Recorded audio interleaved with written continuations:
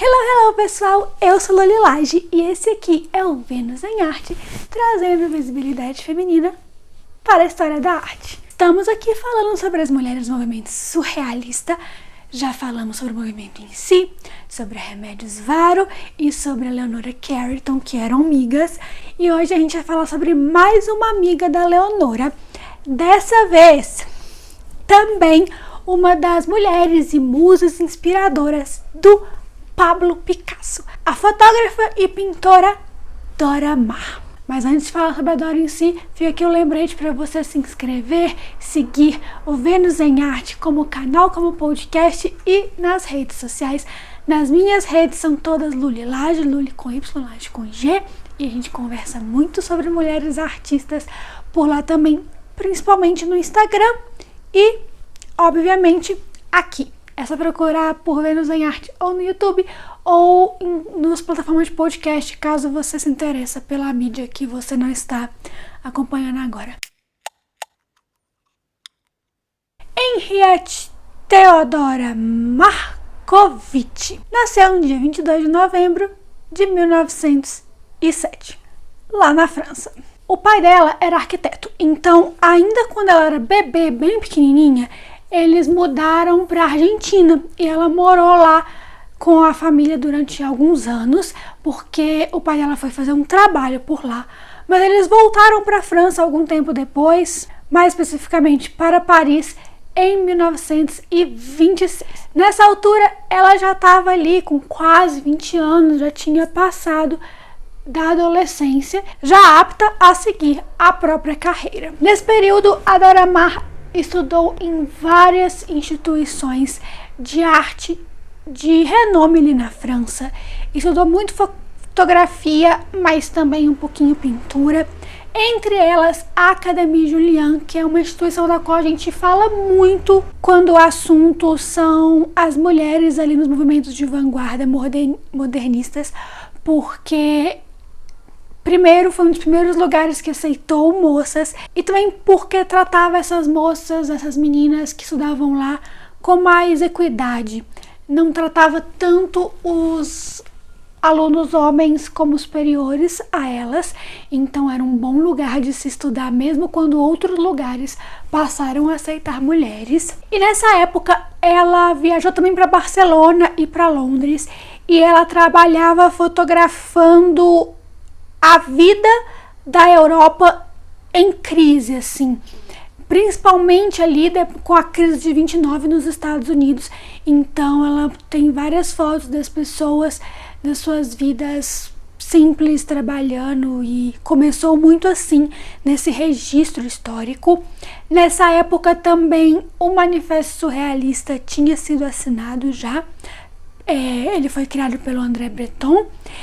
E então os surrealistas se reuniam em grupinhos na França, na Espanha, por aí. A Dora Maar ficou amiga dessa galera. Ela também era amiga da Remédios Varo, né? Que a gente falou muito sobre isso, da Remédios ter amigas mulheres artistas. A Dora Maar era uma delas. E foi quando ela adotou esse nome artístico, né? O Dora veio do Theodora, do seu segundo nome, e o Maar de Markovitch, que é o sobrenome dela mesmo. Então ali na década de 1930, ela montou um estúdio fotográfico junto com o Pierre Keffer, onde eles trabalhavam fotografando muito para publicidade e moda, e ela adotava muito essa estética surrealista nas obras dela.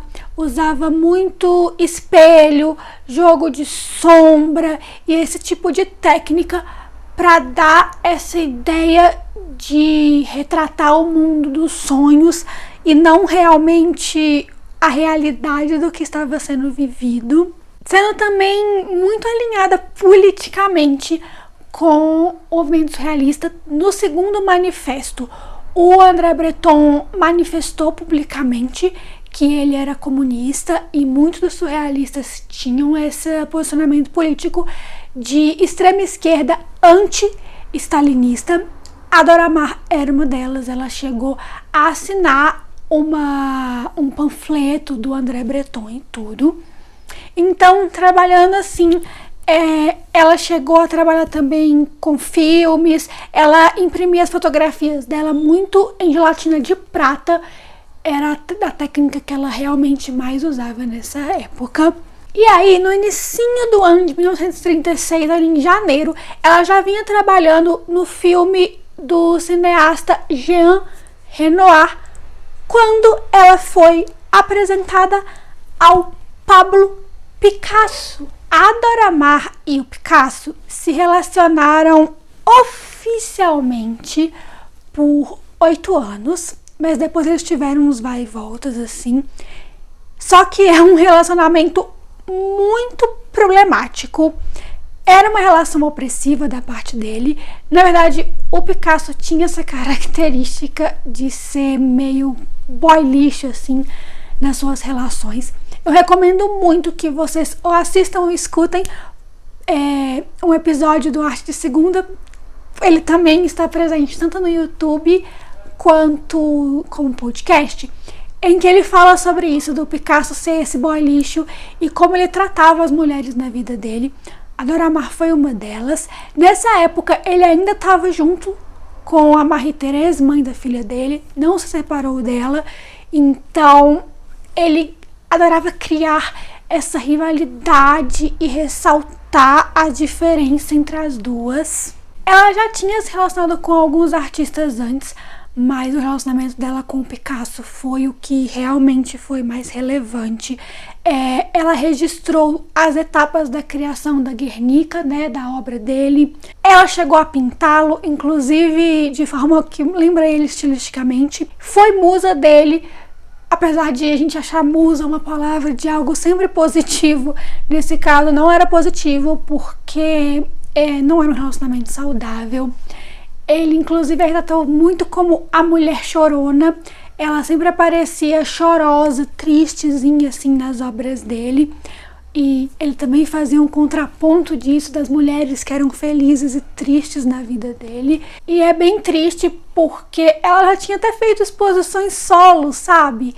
Antes de começar a namorar com ele. Então, era uma pessoa com muito potencial artístico, presa ali num relacionamento que não era saudável. Eles terminaram então quase 9 anos depois, e nessa altura a Dora já pintava às vezes, mas ela começou a pintar muito mais depois que o Picasso saiu da vida dela romanticamente. Mas os reflexos desse esgotamento mental que ela passou e que ela tinha uma saúde mental muito fragilizada não foram bons. Ela chegou a passar pelo tratamento de eletrochoque, que nessa época não era permitido, mas foi feito mesmo assim, retratando muito a tristeza e a dor e a crise, não só nas suas fotografias, mas também agora nessa carreira de pintora dela. Ela também retratou temas tristes e que fazem jus ao seu título de mulher chorona, e as pinturas dela não tiveram sucesso em vida. A carreira artística como pintora da Dora só foi ter assim visibilidade depois da morte dela, muitos anos depois. O Picasso tinha comprado uma casa para ela no interior da França e ela tinha um apartamento em Paris, e ela se dividia muito entre esses lugares, porém meio exilada. Ela viveu até o fim da vida dela muito reclusa. Nessa época ela se converteu para o catolicismo, e com isso o posicionamento político-social dela mudou muito. Ela começou a adotar pensamentos e posturas homofóbicas e antissemitas, o que era muito diferente do posicionamento de vanguarda dos artistas, principalmente ali em Paris, que era uma região onde as pessoas eram bem mais mente aberta. Então, por isso e por causa da fragilidade e depressão dela, ela se afastou cada vez mais dos amigos.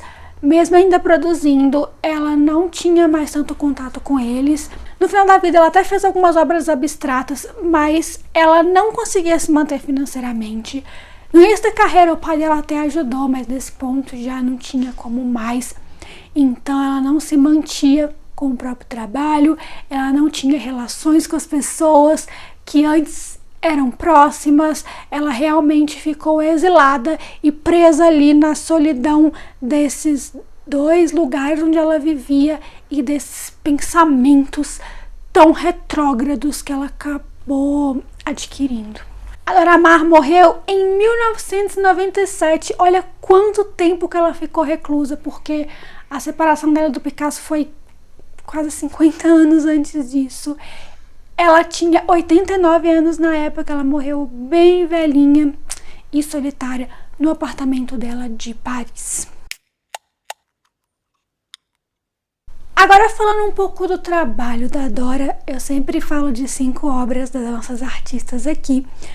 Eu resolvi dar um maior enfoque na fotografia, porque a gente vai ver muitas pintoras surrealistas, então é bem legal falar de uma fotógrafa. Nós vamos começar por Retrato de Ubu, de 1936. Todas as fotos que eu vou falar aqui agora são de impressão em gelatina de prata. E essa foto em específico, ela é bem surrealista. Ela é inspirada num herói do teatro de Alfred Jarry, que é um padre, chama-se Padre Ubu. E nessa foto ela retrata meio que um bebê, meio que um feto, assim, parece que é um fetozinho de tatu. Então é um tatuzinho em preto e branco, né, meio prateado ali, já que ela usava esse tipo de suporte. E é justamente isso, parece que é um tatuzinho de frente ali, todo incrustadinho, bem em posição fetal mesmo, porque é um fetozinho. Garoto com Gato, do mesmo ano, não é uma obra surrealista, na verdade, é uma obra realista, é um registro fotográfico mesmo, mas é para mostrar um pouco desse retrato que ela fazia do cotidiano das pessoas, não de pessoas da aristocracia posando lindas, maravilhosas, elegantes, mas de pessoas no seu cotidiano, afetadas pela crise, afetadas pela sociedade, ali nesse momento pré-Segunda Guerra Mundial. Então é um garoto na rua abraçando, segurando um gatinho que tá dentro de uma cobertinha, alguma coisa assim, simplesmente com um gatinho no colo, encostado num muro ali, com janela, com panfletos, o dia a dia numa cidade normal. A obra sem título, de 1935, essa sim é uma obra que mostra esse lado do irreal, do fantástico, do surrealismo. É uma paisagem, então a gente vê várias construções ao fundo, tem uma grande ponte, porque tá frente a frente com um grande rio ali, e em primeiro plano tem uma mão, dá pra ver até um pouco do braço, um pouco dessa pessoa, segurando um par de pernas femininas, assim, aquela perna com a canelinha fina que vai virando uma coxa grossa, e ela termina exatamente ali, na coxa. Perna não tem virilha, não tem nada mesmo, tem esse topo meio em forma de coração por causa do formatinho, mas mostra muito disso da Dora, que fazia fotografia pra moda e afins. Ela também fotografou muitos nus, eu cheguei a achar um dos nus femininos que ela fotografou, mas achei melhor não colocar, porque na versão de YouTube do nosso episódio a gente poderia ser censurado, infelizmente.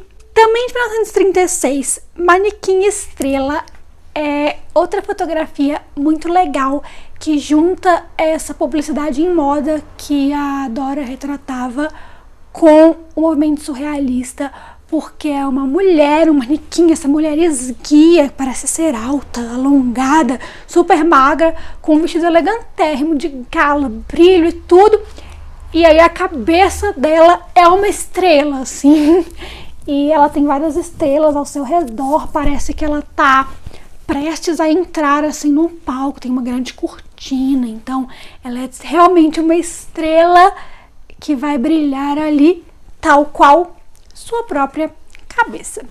Eu fico muito pensando em como que essa obra foi criada, deve ter sido muito genial. E para não falar que a gente não falou de pintura, vamos dar um exemplo aqui do Natureza Morta com Lâmpada, de 1941, poucos anos depois, né? É um óleo sobre tela. Ela normalmente trabalhava nesse material quando ela pintava. E é uma pintura um pouco abstrata. Ela lembra um pouco o estilo do Picasso. E é essa coisa. É uma pintura de interior ali, que retrata uma lâmpada. Uma coisa mais ou menos geométrica, mais ou menos sem sentido, com tons bem sóbrios e tudo. Acontece, né, gente? Acontece demais na história da arte. Dessas inspirações amorosas não serem parte de um relacionamento feliz. Eu espero que vocês tenham gostado de conhecer a Dora Maar, mesmo que o final da vida dela seja tão triste. Não só pra ela, mas pra gente, de ver uma pessoa tão genial sozinha e se curvando a ideais tão tristes. Então, mas é muito relevante, a gente precisa falar do Dora Maar quando vai falar de surrealismo. Nós nos vemos em breve com mais uma das surrealistas nessa série enorme que está começando. Vejo vocês no próximo episódio. Bye, bye!